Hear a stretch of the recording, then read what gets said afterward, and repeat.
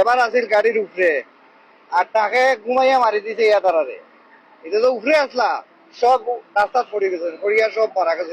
পাশে আসলাম, একটা আওয়াজ শুনছি, আওয়াজ শোনা পাইতে আমরা এলাম দূরে, কি আয়া দেখি যে ট্রাকটা যে পিক আপ ডারে বাই মাইরা যাওয়ান ধরছে একটা বিস্কুটের গাড়ি আইয়া, আবার বিস্কুটের গাড়ি আসলে পিছনে বিস্কুটের গাড়ি সামনে ওভারটেক করছে, ওইটা তারা আটকাইছে। আটকানি বাদে আমরা দেখছি যে মানুষ এই মেন রোডে পালাই দিকে আমরা অলরেডি মানুষের সাইডে আমরা ধরছি না, ওই যে প্রশাসন তারা তার ধরা হইতো না, ধরে আমরা ধরছি না। লাস্টে প্রশাসন আওয়া পরে আমরা সাইডে নিয়ে তুইছি। আর অলরেডি ৬০ জন জায়গায় মারা গেছে, আর ৩ জন মেডিকেল নিয়ে গেছে। মেডিকেল যাওয়ার সাথে রাস্তাতে মারা গেছে। আরো যারা আছেন কারো কোমর ভাঙছে, তাদের হাত ভাঙছে, মানে খুবই খারাপ অবস্থা। তারা মৃত্যুর সাথে পাঞ্জা নিতেছে, উসমানীর ভিতরে তাদের ট্রিটমেন্ট চলতেছে। কাজের সন্ধানে সিলেট থেকে বের হয়েছিলেন 12 জন নির্মাণ শ্রমিক। যখনই তারা দক্ষিণ সুরমা তেলিবাজারে গিয়ে পৌঁছান, তখনই আসলে অপর দিক থেকে আসা, ওটা খাগড়াছড়ি থেকে একটি ট্রাক কাটল বোঝাই ছিল, সেটি আসলে সেই তেলিবাজার নামক স্থানে দুটি গাড়ির মধ্যে সংঘর্ষ হয়। ট্রাকের মধ্যে যে 12 জন নির্মাণ শ্রমিক ছিল তাদের মধ্যে 4 জনই স্পট ডেড হয়, বাকি 4 জন আসলে অবস্থা আশঙ্কাজনক ছিল। 3 জনকে সিলেট এমএজি উসমানী মেডিকেলে নিয়ে আসা হয়, সেখানে তাদের মৃত্যু হয় এবং একজনকে প্রাইভেট মেডিকেলে নিয়ে যাওয়া হলেও তাকেও আর বাঁচানো যায়নি। অর্থাৎ সব মিলিয়ে মোট 8 জনের মৃত্যু হয়।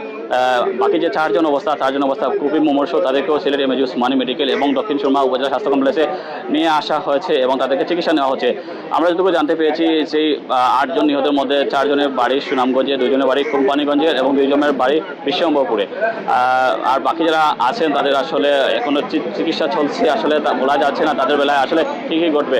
আমরা যদি বলে থাকি, সিলেটের এই তেলিবাজার নামক স্থানে গত 2 বছর আগে ঠিক একইভাবে একটি দুর্ঘটনা ঘটেছিল, সেখানে আসলে মোট 13 জন নির্মাণ শ্রমিকের মৃত্যু হয়েছিল। তো আসলে একই জায়গায় একই ধরনের দুর্ঘটনা সিলেটবাসীকে ভাবাচ্ছে, কাঁদাচ্ছে এবং বিস্মিত করছে। 3টা সন্তান আছে, একটা মেয়ে, 2টা ছেলে, বয়স একবারে কম, 6 বছর 7 বছর। আর্থিক অবস্থা তো ভালো নেই। না কাম করলে খাইতো, আর না হলে উপাস। সরকারের কাছে কোনো দাবি আছে নাকি? সরকারের কাছে তো অবশ্য দাবি, বাচ্চা কাচ্চা যাইতো কই, এরা খাইতো কিলা, চলতো কিলা, সরকার এটা দেখতো না। ইতিমধ্যে 8 জনের লাশ ময়নাতদন্ত করা শেষ হয়েছে। পরিবারের সবাই এখানে এসেছেন তাদের মৃতদেহ নেওয়ার জন্য। সবাই এসে খেতে বেরিয়ে পড়েছেন এবং সবাই অনেকেই বলছে যে তাদের পরিবারের আসলে আয়ের যে উপার্জনক্ষম যে ব্যক্তি আসলে তিনি ছিলেন, তিনি আসলে মৃত্যুবরণ করেছেন। তাদেরকে হারিয়ে তারা পরিবার নিরুপায়, এক ধরনের অসহায়ত্ব তাদের মধ্যে তৈরি হয়েছে। বিষয়ত আপনারা জানেন, নির্মাণ শ্রমিক তারা আসলে হতদরিদ্র মানুষ, কাজ করে দিন আনে দিন খায়, এরকম অবস্থা। সো এই ধরনের ঘটনা তাদের পরিবারকে এক ধরনের আর্থিক এবং মানসিক এবং সেই সাথে একটা দুর্দশার মধ্যে ফেলে দিয়েছে।